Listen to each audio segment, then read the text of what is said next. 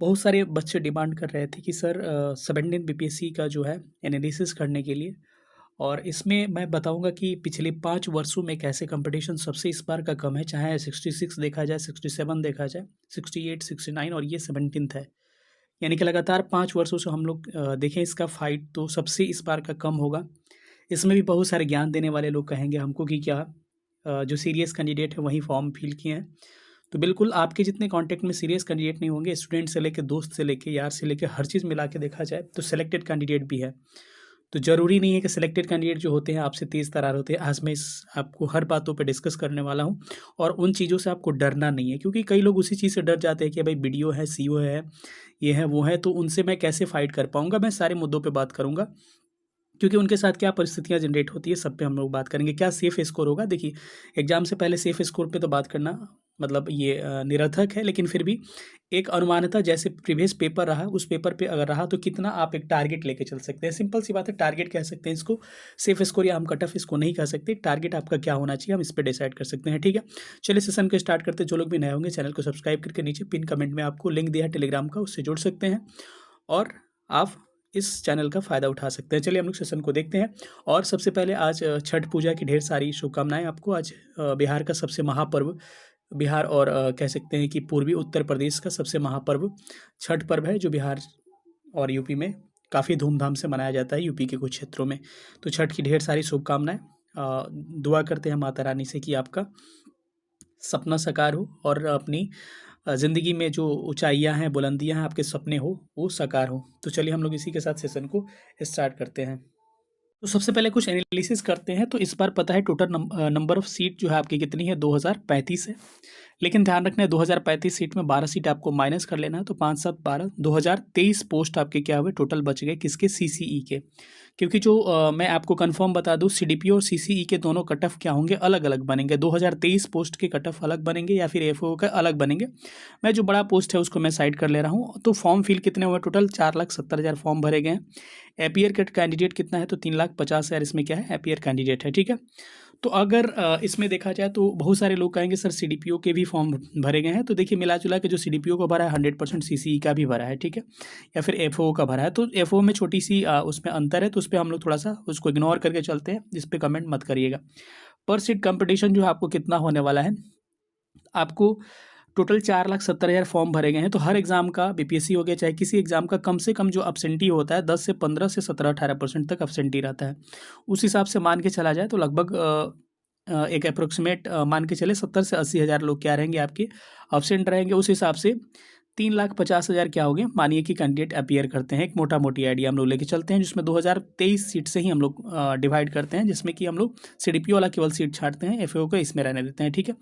तो उस हिसाब से अगर कैलकुलेट करिएगा, डिवाइड करिएगा तो 3,50,000 यानी कि 3.5 लाख में जब आप डिवाइड करते हैं 2023 से, तो आप एक बार डिवाइड करके देख सकते हैं कि 3.5 लाख में 2023 से जब डिवाइड करिएगा तो आपको 173.01 आता है। यानी कि एक सीट पर 173 लोगों का फाइट है। तो बहुत लोग इसमें भी डर जाएंगे कि सर फिर भी बहुत है। देखिए फॉर्म भरते समय बहुत नहीं होता है, क्योंकि बहुत सारे कैंडिडेट ऐसे होते हैं जो कि प्रीलिम्स का पैसा लेने के लिए या फिर ऐसे ट्राई करने के लिए फॉर्म भर देते हैं, उनकी प्रिपरेशन होती नहीं है, ठीक है। अब तो टोटल रिजल्ट कितना बीपीएससी देगा? 10 गुना, यानी कि लगभग 22,000 के करीब में रिजल्ट देते हैं, क्योंकि लास्ट में जो इक्वल मार्क्स होते हैं उनको हटाया नहीं जाता है, इसमें इंक्लूड कर लिया जाता है।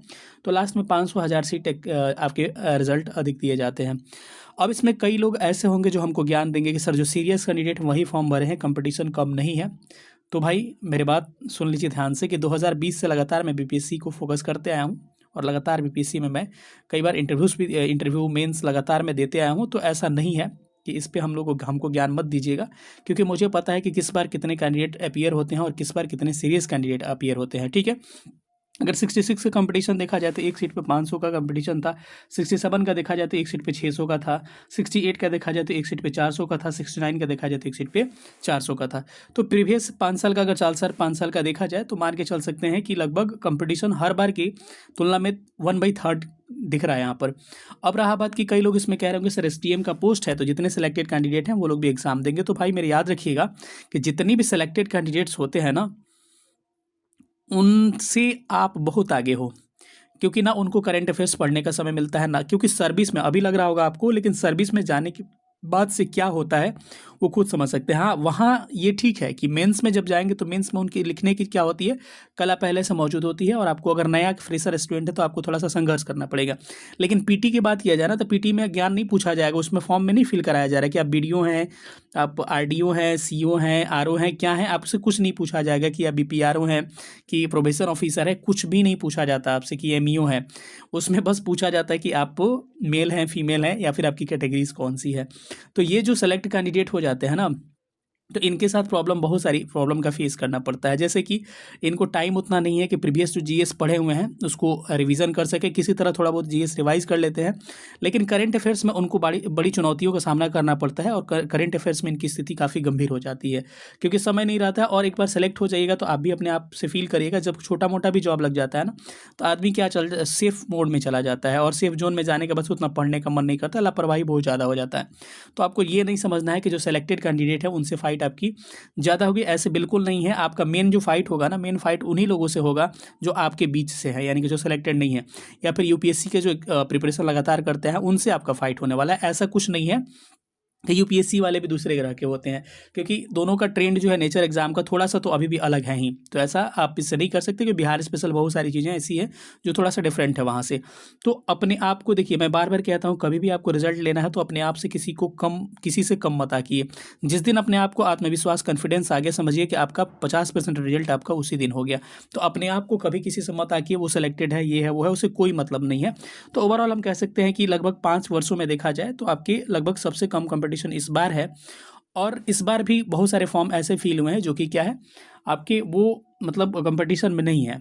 रही बात, इसमें बहुत सारे बाद में 80-90 हज़ार के करीब में फॉर्म फाइनल सबमिट नहीं हुआ है, तो उसमें भी कुछ कुछ तो सीरियस कैंडिडेट होंगे जिनका सर्टिफिकेट नहीं बना होगा।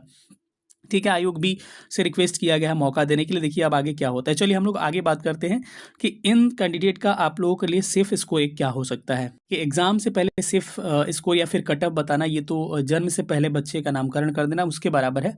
लेकिन फिर भी एक बच्चे बहुत कमेंट, हर जगह कमेंट आ रहा है, लेकिन फिर भी आपका मैं डिमांड समझ सकता हूँ कि देखिए पेपर का नेचर कैसा रहा है, अपीयर कैंडिडेट कितने रहे हैं, कैसा कंपटीशन है, कैसा पेपर है, पारदर्शिता कैसा है, ये सारे विषयों पर डिपेंड करता है। आपका कट ऑफ हो गया, सेफ मार्क्स हो गया। लेकिन जब आप प्रिपरेशन कर रहे हैं, खासकर नए लोग, पुराने लोग तो इतना अनभिज्ञ नहीं है, लेकिन पुराने लोग जो हैं उनको इतना पता है कि कैसे और कितना हमको स्कोर करना है। लेकिन जो नए फ्रेशर कैंडिडेट हैं उनके लिए मैं बता दूं कि उनको एक टारगेट उनको क्या होना चाहिए। बस मैं एक कट ऑफ नहीं बता रहा हूँ, एक टारगेट आपका क्या होना चाहिए।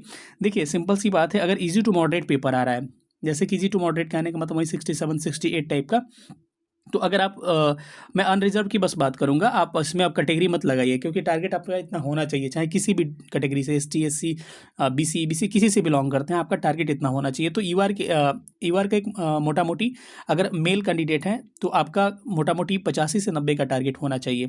अगर सेफ चाहते हैं तो 90 के आसपास स्कोर करेंगे तो आपका निश्चित रूप से रिजल्ट हो जाएगा। ठीक है, अगर इजी टू मॉडरेट पेपर रहा तो 75 से 80, अगर फीमेल है तो आपका स्कोर अच्छा स्कोर हो जाएगा, इतना में आपका रिजल्ट हो जाएगा।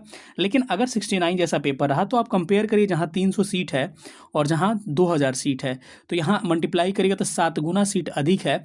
और 7 गुना सीट अधिक है तो 69 में कट ऑफ जो गया था 91 के आसपास गया था बार का, तो 85 से 90 तो पॉसिबल है ही नहीं, क्योंकि एक दुगुना एक गुना रहता है तब फर्क पड़ जाता है, दुगुना पे ये 7 गुना का अंतर है। तो अगर ऐसा पेपर रहा तो आप लिख के रख लीजिए कि ईवार का 70 से 75 में आपका रिजल्ट हो जाएगा। अगर मेल मतलब कोई रिजर्वेशन आपका नहीं है, तो अगर फीमेल है तो 65 से 70 में रिजल्ट हो जाएगा। तो कभी भी एक बात मैं आपको याद दिला दूं कि कभी भी एग्जाम हॉल में जाइए ना तो पेपर देख के डरिएगा मत, क्योंकि पेपर देख के डरिएगा तो आप समझिए, मैं बार बार कह रहा हूँ, अगर प्रिपरेशन आपकी अच्छी रही है तो आपके लिए पेपर टफ है तो सबके लिए पेपर टफ होगा। तो उसमें क्या होता है ना, बच्चे होपलेस हो जाते हैं और आते हुए प्रश्न को लगातार गलती करते जाते हैं, अगर 2-4 प्रश्न गलत हो गया स्टार्टिंग का तो उससे क्या होता है कि पता चलता है कि आप पहले से ही अपना बाउंड्री लाइन बना के चले हो 85-90। अगर इससे थोड़ा सा कम आपको ऐसा फील हो रहा है कि इससे कम मैं चला जाऊँगा, तो आप इसमें गलतियाँ करते जाते हो, अपने आप को बहुत ही मानो कि 68 पे ला दिए और पता चला कि इतना कट ऑफ ना जाके और 70 चला गया, 2 नंबर से रिजल्ट नहीं हुआ। तो वही गलती बहुत आपको पछतावा करके, जितने भी जैसे भी पेपर होंगे आपको फेस करना है, क्योंकि सबके लिए सेम पेपर होगा तो कोई आपको फ़र्क नहीं पड़ेगा। फीमेल के लिए भी मैं वही बात कह रहा हूँ कि अगर आप पेपर टफ आता है तो आप सावधानी से इसको अटेम्प्ट करिएगा। मैं अब टेस्ट सीरीज़ की थोड़ी सी बात कर लूँ कि अगर आप कोई टेस्ट सीरीज़ दे रहे हैं ना, मॉक टेस्ट दे रहे हैं। अगर इस स्थिति में अगर आपके 70 के आसपास अगर टेस्ट सीरीज अच्छा है, तो 65-70 के आसपास भी स्कोर आ रहा है ना, तो आपकी एक अच्छा स्कोर मैं कह सकता हूँ। इसमें आपको होपलेस नहीं होना है। आप एग्ज़ाम में एग्ज़िट कर रहे हो, आप कंपटीशन में हो, आप रिज़ल्ट कर सकते हो आसानी से। लेकिन हाँ, इसका रीज़न क्या है कि बहुत सारी चीज़ें, बिहार स्पेशल हो गया, आपने नहीं पढ़ा, बिहार स्पेशल का हर टॉपिक आपने नहीं पढ़ा होगा, करंट अफेयर्स का हर टॉपिक अभी तक आपने कंफर्म नहीं किया होगा। बिहार करंट कोई लास्ट में ही पढ़ता है, सेंसस सब कोई लास्ट में ही पढ़ता है, इकोनॉमिक सर्वे सब कोई लास्ट में ही पढ़ता है। इन सारे टॉपिक्स को आप अभी साइड किए होंगे, इन सारे टॉपिक्स को अगर जोड़ दीजिएगा, या फिर आप हो सकता है कि एग्जाम के 20 दिनों में सबसे ज़्यादा रिवीजन करते हैं, ठीक है, तो रिवीजन आपका नहीं होगा। तो इन सारे फैक्टर को जोड़ दीजिएगा, तो 65 से 70 आपका जो स्कोर बन रहा है ना, उसमें आराम से 20 नंबर जोड़ के आप आसानी से 85-90 के आसपास जा सकते हैं। तो अगर 65-70 के करीब में आ रहा है तो आपको चिंता का विषय नहीं है। हाँ, अगर 50 से के आसपास स्कोर आ रहा है, इससे कम स्कोर आ रहा है, तब एक चिंता का विषय हो सकता है। अगर किसी कैटेगरी में आप नहीं है तो आपके लिए ये चिंतामय स्कोर हो सकता है, ठीक है। तो यही सेशन रहा। आप छठ को एंजॉय करिए, लेकिन तुरंत फिर पढ़ाई में लग जाइए, क्योंकि एक बार गैप होता है तो फिर आपको पिकअप करने में बड़ा टाइम लगेगा, ठीक है।